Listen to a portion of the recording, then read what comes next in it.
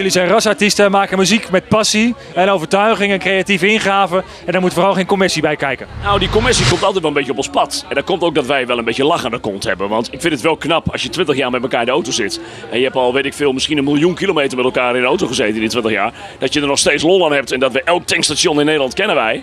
En wij weten precies waar de gehaktballen lekker zijn en de koffie vies is. Dus dat is, dat is wel gekheid, dat is wel zo. Dat is natuurlijk wel zo. Als je dat weet vol te houden.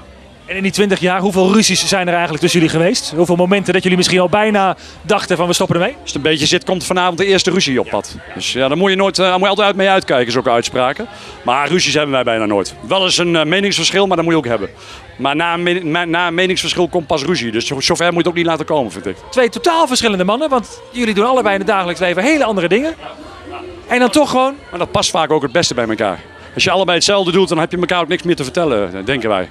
Dus werkt wel goed. Je hebt ook nog een paar oude hits opgehaald van bijvoorbeeld Doe Maar.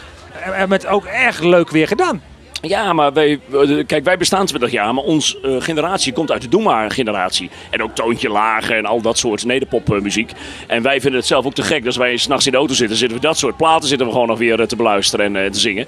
Dus we zeiden, wij gaan voor onze live optredens gewoon een medley in elkaar fietsen en daar dit soort songs in voorbij laten komen. Zou het kunnen zijn dat jullie inderdaad meer van die oude hits in een nieuw jasje stoppen als medley? Of je schudt meteen nee? Nee, dat niet. Nee, het is puur voor repertoire. We gaan het natuurlijk niet uitbrengen, maar het is wel leuk. Mensen kennen het wel. Dus het is even wat anders dan hetzelfde riedeltje wat je elke keer doet. Hè? Dus wij vinden het erg leuk om te doen. En mensen merken ook dat het publiek er goed op reageert. Het is even een uitstapje naar wat anders. Ja, nou kijk, we hebben heel veel interactieve liedjes en dat is maar gas geven. En dat was ook met de single Heyo. Dit is even een break tussendoor. En dat is met zo'n medley ook. Dat doet het wel heel erg leuk. Ja.